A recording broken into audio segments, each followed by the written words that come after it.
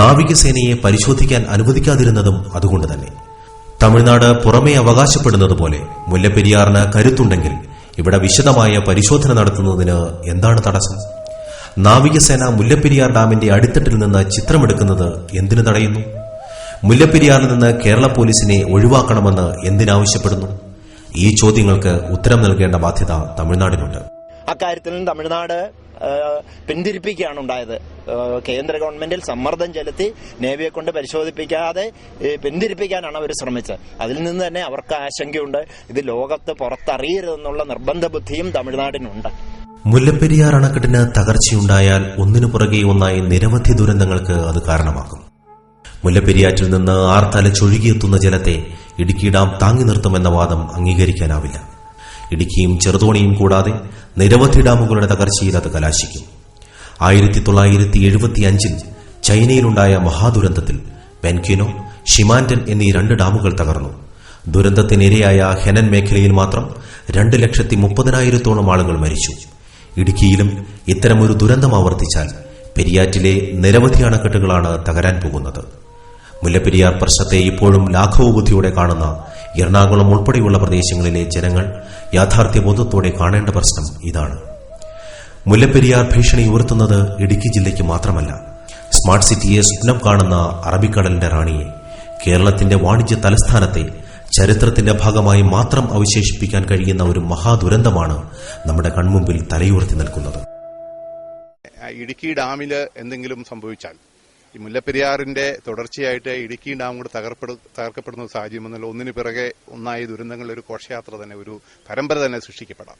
അങ്ങനെ വന്നാൽ നമ്മുടെ 4 ജില്ലകളിലെ ഏതൊക്കെ പ്രദേശങ്ങളെ ഏതൊക്കെ വിധത്തിലാണ് അത് ബാധിക്കുക എന്ന് മുൻകൂട്ടി തിട്ടപ്പെടുത്തിക്കൊണ്ട് ഒരു സമഗ്രമായിട്ടുള്ള ഒരു ദുരന്ത നിർവ്വഹണ പദ്ധതിക്ക് രൂപം കൊടുക്കണം. ഈ ഡാം പോയാലുണ്ടാകുന്ന ഭവിഷ്യത്തുകളെ പറ്റി വിദഗ്ധന്മാർ പറഞ്ഞിട്ടുണ്ട്. ഇതിലാകെയുള്ള വെള്ളം അടി അങ്ങ് പോവുകയാണ്.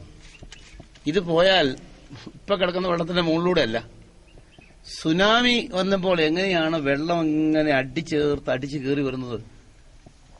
ഇവിടെ നിന്നും അങ്ങ് ചേർന്നാൽ വണ്ടിപ്പെരിയാർ ആ ഭാഗത്തേക്ക് എന്നാൽ ഇടുക്കി റിസർവിലേക്ക് കടന്നാൽ അടി ചേർന്ന് അടിച്ചു പോവുകയാണ്. ഇടുക്കിയെ അല്ല, അതിന്റെ 10 ഇരട്ടി ശക്തിയുള്ള ഡാമാണെങ്കിൽ തെറിച്ചു പോകും. 450 ദശലക്ഷം ഘനമീറ്റർ ജലമാണ് മുല്ലപ്പെരിയാർ അണക്കെട്ടിൽ സംഭരിച്ചിരിക്കുന്നത്. മുല്ലപ്പെരിയാർ ഡാം തകർന്നാലും ഈ ജലം മുഴുവൻ ഇടുക്കി ആർച്ച് ഡാമിൽ സംഭരിക്കാൻ കഴിയുമെന്ന് തമിഴ്നാട് അവകാശപ്പെടുന്നു. എന്നാൽ ഒരു ദുരന്തമുണ്ടായാൽ മുല്ലപ്പെരിയാറ്റിൽ നിന്ന് ജലം മാത്രമല്ല ഇടുക്കിയിലേക്ക് ഒഴുകിയെത്തുന്നത്. 20 കിലോമീറ്ററോളം പ്രദേശത്തെ ചതുപ്പാക്കി മാറ്റിക്കൊണ്ടാണ് ഈ ജലം പാഞ്ഞുവരുന്നത്. വൻമരങ്ങൾ, കെട്ടിടങ്ങൾ, പാറക്കെട്ടുകൾ, എല്ലാറ്റിനുമുപരി ആയിരക്കണക്കിന് മനുഷ്യ ശരീരങ്ങൾ. ഇതെല്ലാം തടഞ്ഞു നിർത്താനുള്ള ശേഷി കേരളത്തിന്റെ ഊർജ്ജകലവറയായ ഇടുക്കിക്കുണ്ടാകുമോ? മുല്ലപ്പെരിയാർ പൊട്ടിയാൽ ഇടുക്കിയിൽ വന്നതുകൊണ്ട് ഇടുക്കിക്ക് പ്രത്യേകിച്ച് യാതൊരു പ്രശ്നവുമില്ല എന്ന് പറയുന്നത് അശാസ്ത്രീയമാണ്. കാരണം ഒരു ഡാം പൊട്ടി വരുമ്പോൾ ഉണ്ടാകുന്ന പ്രഷർ, പ്രത്യേകിച്ച് നമ്മൾ സുനാമിയുടെ കാര്യത്തിലെ തിരമാലകൾ ഉണ്ടാക്കിയ ആ മർദ്ദം, തീരദേശ മേഖലയിൽ ഉണ്ടാക്കിയ ആ പ്രശ്നങ്ങൾ മുഴുവനും, കെടുതികൾ മുഴുവൻ നമ്മൾ കണ്ടതാണ്. ആ വെളിച്ചത്തിലെ തീർച്ചയായിട്ടും ഈ 450 ദശലക്ഷം ക്യൂബിക് മീറ്റർ ജലം പതിയെ ഒഴുകി വരുന്നതല്ല, മറിച്ച് വളരെ ഉന്നതമായ മർദ്ദത്തിലൂടെ ഒഴുകി വരുമ്പോൾ തീർച്ചയായിട്ടും ഇടുക്കി ആർച്ച് ഡാമിനും ഇനി ഇടുക്കി ആർച്ച് ഡാമിനും ഒന്നും സംഭവിച്ചില്ലെങ്കിൽ തന്നെ കുളമാവിനും താഴോട്ടുള്ള ചെറുതോണി ഡാമിനും എല്ലാം ഭീഷണിയായിരിക്കും. മുല്ലപ്പെരിയാറിലെ ജലം ഇടുക്കിയിൽ തങ്ങി നിൽക്കുമെന്നും അതിന് താങ്ങാനുള്ള ശേഷിയുണ്ടെന്നുള്ള ഒരു ധാരണ പൊതുവെ മുല്ലപ്പെരിയാറിന്റെ താഴ്വാരങ്ങളിൽ താമസിക്കുന്ന ആളുകൾക്കുണ്ട്. പക്ഷേ മുല്ലപ്പെരിയാറിലെ ജലം ഇടുക്കിയിൽ താങ്ങാനുള്ള സാധ്യതകൾ വളരെ കുറവാണ്. ഒന്ന്, ഇടുക്കി ഡാം പണിതപ്പോൾ തന്നെ നാം തിരിച്ചറിഞ്ഞതാണ്. കുളമാവ് ഡാമിന് ഏതാണ്ട് 16ഓളം വീക്ക് പോയിന്റ്സും ചെറുതോണി ഡാമിന് 7 വീക്ക് പോയിന്റ്സും ഉണ്ടെന്ന് അന്ന് തന്നെ കാനഡിയൻ എഞ്ചിനീയേഴ്സും വിദഗ്ധ സമിതികളും പഠന റിപ്പോർട്ടിൽ പറയുന്നുണ്ട്. മുല്ലപ്പെരിയാറിനും ഇടുക്കി ഡാമിനും ഇടയ്ക്കുള്ള പ്രദേശങ്ങൾ സുഗന്ധവ്യഞ്ജനങ്ങളുടെ സുവർണഭൂമിയാണ്. ഏലത്തിന്റെയും തേയിലയുടെയും ഗന്ധം നിറഞ്ഞു നിൽക്കുന്ന ഈ പ്രദേശത്ത് മനുഷ്യ ശരീരങ്ങൾ അഴുകുന്നതിന്റെ രൂക്ഷഗന്ധം പടരാൻ പോകുമ്പോൾ ഇതാസ്വദിക്കാൻ മാത്രം മനഃശേഷി മലയാളിക്കുണ്ടാകണമെന്നില്ല. പെരിയാറിന്റെ തീരത്ത് പച്ചപ്പുണ്ടാവില്ല. മലനിരകളിലെ മുഴുവൻ മണ്ണൊലിച്ചു പോയിട്ട് വെറും പാറക്കൂട്ടങ്ങൾ മാത്രമായിരിക്കും അവശേഷിക്കുന്നത്. അതിവേഗം മാറിക്കൊണ്ടിരിക്കുന്ന, മാത്രമല്ല നമ്മുടെ ആവാസ വ്യവസ്ഥ പാടേ തകരും. അതുകൊണ്ട് തന്നെ മുല്ലപ്പെരിയാർ ഇടുക്കിക്കാരന്റെ മാത്രം പ്രശ്നമല്ല, ഇത് മലയാളിയുടെ മുഴുവൻ പ്രശ്നമാണ്. കേരളപ്പിറവിയുടെ സുവർണ ജൂബിലി ആഘോഷ തിമിർപ്പിലേക്ക് മലയാള നാട് ആഴ്ന്നിറങ്ങുമ്പോൾ ഒരു ജനതയുടെ ജീവൻ മരണ പോരാട്ടങ്ങളോട് മലയാള മനസാക്ഷി എങ്ങനെയാണ് പ്രതികരിക്കുന്നത്? വള്ളക്കടവുകാരന്റെ, വണ്ടിപ്പെരിയാറുകാരന്റെ, ഉപ്പുതറക്കാരന്റെ ഭീതിയും ആശങ്കകളും നാളെ തന്റേതുകൂടിയാകുമെന്ന തിരിച്ചറിവിലേക്ക് കോട്ടയംകാരനും ആലപ്പുഴക്കാരനും എറണാകുളംകാരനും ഇനി എന്നാണ് എത്തിച്ചേരുക? നമ്മൾ കേരളത്തിലെ ജനങ്ങള് നമ്മുടെ അയൽവക്കത്തെ വീട്ടുകാരൻ എന്ത് സംഭവിച്ചു എന്ന് ഇന്ന് അന്വേഷിക്കാത്ത ഒരു വർഗമായി മാറിക്കഴിഞ്ഞു നമ്മൾ. അതുകൊണ്ട് തന്നെ ഒരുപക്ഷെ തിരുവനന്തപുരത്തോ കോഴിക്കോടോ തൃശ്ശൂരോ ഉള്ള ആളുകൾ ഇക്കാര്യത്തിൽ ഒട്ടും ആശങ്കാകുലരല്ല. എങ്കിലും മനുഷ്യസ്നേഹികള്, പരിസ്ഥിതി പ്രവർത്തകര്, അവരുടെ കൂട്ടായ്മകൾ രൂപപ്പെട്ടു വരുന്നുണ്ട്.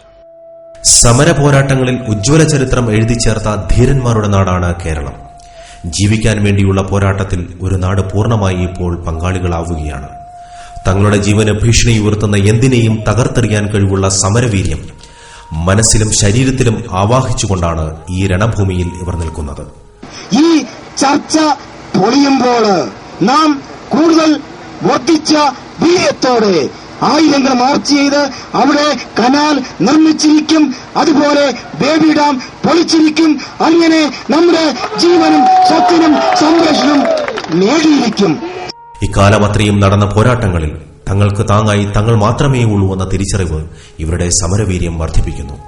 എന്തിനും ഏതിനും നാടിനെ നിശ്ചലമാക്കുന്ന രാഷ്ട്രീയ നേതൃത്വങ്ങൾ ഈ പോരാട്ടഭൂമിയിൽ തങ്ങൾക്കൊപ്പമില്ല എന്ന തിരിച്ചറിവിലാണ് പെരിയാർ തീരവാസികൾ. അതുകൊണ്ട് തന്നെ ഒരു രാഷ്ട്രീയ പ്രസ്ഥാനങ്ങളോടും ഇവർ സഹായം അഭ്യർത്ഥിക്കുന്നുമില്ല.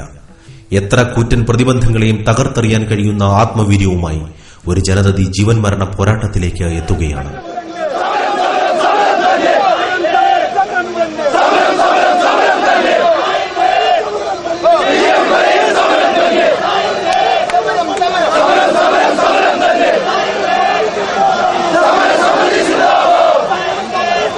മുല്ലപ്പെരിയാർ പ്രശ്നം പരിഹരിക്കാൻ കഴിയുന്ന ഏറ്റവും ശക്തമായ ഒരു ഗവൺമെന്റ് നടപടിയിലൂടെ അത് പരിഹരിക്കാൻ കഴിയുള്ളൂ എന്നാണ് എന്റെ അഭിപ്രായം. അത് എങ്ങനെയെന്ന് ചോദിച്ചു കഴിഞ്ഞാൽ കേരള നിയമസഭ മുല്ലപ്പെരിയാർ പാട്ടക്കരാർ റദ്ദ് ചെയ്യുക എന്നുള്ളതാണ്. അത് ചെയ്യാനുള്ള അധികാരം സംസ്ഥാനത്തിന്റെ അധികാര പരിധിയിലാണ് അതിന്റെ ജലവിഭവങ്ങൾ എന്നുള്ളതുകൊണ്ട് കഴിയും. അതിന്റെ കാരണങ്ങൾ മറ്റാരെയും ബോധിപ്പിക്കുക പോലും ചെയ്യേണ്ടതില്ല. ഇപ്പോൾ നിലവിലുള്ള കേരളത്തിലെ അണക്കെട്ടുകളുടെ ഉയരം സംബന്ധിച്ച്, അതിലെ വെള്ളത്തിന്റെ അളവിനെ സംബന്ധിച്ച് പാസാക്കിയ നിയമം സുപ്രീംകോടതിയിൽ ചോദ്യം ചെയ്തപ്പോൾ സുപ്രീംകോടതി വളരെ ശ്രദ്ധാപൂർവം പറഞ്ഞ മറുപടി ആ നിയമത്തെ ഒബ്ജക്ട് ചെയ്യുന്നതിന് പകരം ചർച്ചയിലൂടെ പരിഹരിക്കാനുള്ളതാണ്. കാരണം എന്തെന്ന് വെച്ച് കഴിഞ്ഞാൽ ആ നിയമത്തെ സുപ്രീംകോടതിക്ക് ചോദ്യം ചെയ്യാൻ കഴിയുകയില്ല എന്നുള്ളതാണ് നമ്മുടെ ഫെഡറൽ സംവിധാനത്തിലെ അധികാര വിഭജനം സൂചിപ്പിക്കുന്നത്. അതുകൊണ്ട് തന്നെ ഈ മുല്ലപ്പെരിയാർ പാട്ടക്കരാർ റദ്ദ് ചെയ്യുവാൻ കേരള സംസ്ഥാന നിയമസഭയ്ക്ക് അധികാരമുണ്ട്. 800 അടി ഉയരത്തിൽ നിൽക്കുന്ന മുല്ലപ്പെരിയാർ പ്രദേശത്തു നിന്നും ജലം കൊണ്ടുപോകാനായിട്ട് പുതിയ കനാലുകൾ താഴത്തിൽ വെട്ടിയാൽ ഡാം പോലും ഇല്ലാതെ ജലം തിരിച്ചു കൊണ്ടുപോകും. അല്ലെങ്കിൽ വളരെ ചെറിയൊരു കൂഫർ ഡാം എന്ന് പറഞ്ഞിട്ട് ചെറിയ ചെറിയ ഡാമുകളുണ്ട്. ഇപ്പം അത്തരത്തിലുള്ളൊരു കൂഫർ ഡാം കൊണ്ട് തന്നെ ജലം തിരിച്ചങ്ങോട്ട് ഒഴുക്കാവുന്നതേ ഉള്ളൂ. അപ്പം ജലം സൂക്ഷിക്കാനുള്ള ഇത്രയേറെ മലകളൊന്നും ഇല്ലെങ്കിൽ കൂടിയും തമിഴ്നാട് ജലം സൂക്ഷിക്കാനുള്ള ബാധ്യത ഏറ്റെടുക്കുകയും ജലം കൊടുക്കാനുള്ള ധാർമ്മികത നമ്മൾ വഹിക്കുകയും ചെയ്യുക എന്നുള്ളതാണ് ഞങ്ങൾക്ക് മുന്നോട്ട് വെക്കാനുള്ള ഒരു കാര്യം. സമരചരിത്രത്തിൽ പുതിയൊരു ഏട് എഴുതി ചേർക്കാൻ ഇവർ സജ്ജരായി കഴിഞ്ഞു. അഗ്നി പടർത്തിയ പ്രക്ഷോഭ ചരിത്രങ്ങൾ ഉറങ്ങുന്ന മലയാള മണ്ണ് ഇതേവരെ കാണാത്ത ഒരു പോരാട്ടത്തിന് സാക്ഷ്യം വഹിക്കുകയാണ്. ജീവന്റെയും മരണത്തിന്റെയും നേർത്ത നൂൽപാലത്തിലൂടെ ഒരു സമൂഹം നെഞ്ചുവിരിച്ച് നടന്നു നീങ്ങുമ്പോൾ ഈ സമരത്തെ കാണാതെ കണ്ണടച്ചിരുട്ടാക്കാനുള്ള മലയാളിയുടെ കാപട്യം അംഗീകരിക്കാനാവില്ല. ഇനിയും മനസാക്ഷി മരവിക്കാത്ത, സംഘബോധം കൈവടിയാത്ത സാംസ്കാരിക കേരളം ഈ സമരത്തോട്, ജീവിക്കാൻ വേണ്ടി, ജീവൻ സംരക്ഷിക്കാൻ വേണ്ടിയുള്ള ഈ പോരാട്ടത്തോട് എങ്ങനെ പ്രതികരിക്കുന്നു? വള്ളക്കടവിലെ സാധാരണക്കാരന്റെ വീട്ടുമുറ്റത്തെത്തിയ പെരിയാർ സ്വന്തം വീടിന്റെ അടുക്കളയിലെത്തിയാൽ മാത്രമേ താൻ പ്രതികരിക്കൂ എന്ന വാശി മലയാളി കാണിക്കരുത്.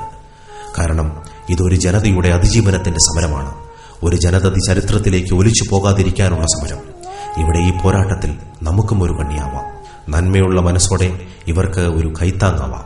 Because the governments are with the industrialized, marketized, urbanized communities. So we have to fight battle after battle not to win a larger war. മുണ്ടകപ്പാടത്തെ നാദം കുഞ്ഞേ തകതാതെ മുണ്ടകൻ കൊയ്യുമ്പോഴെവിടിയിരിക്കും തകതാതെ അമ്മ മടിമേലിരിക്കും ഞാനേ തകതാതെ അമ്മ മരിക്കുമ്പോഴെവിടിയിരിക്കും തകതാതെ അച്ഛൻ മടിമേലിരിക്കും ഞാനേ തകതാതെ അച്ഛൻ മരിക്കുമ്പോഴെവിടിയിരിക്കും തകതാതെ നാത്തൂൻ മടിമേലിരിക്കും ഞാനേ തകതാതെ നാത്തൂൻ മരിക്കുമ്പോഴെവിടിയിരിക്കും തകതാതെ കൊച്ചാങ്ങള മടിമേലിരിക്കും ഞാനേ തകതാതെ കൊച്ചാങ്ങള മരിക്കുമ്പോഴെവിടിയിരിക്കും തകതാതെ എന്റെ വിധി പോലെ ഞാൻ കഴിയും തകതാതെ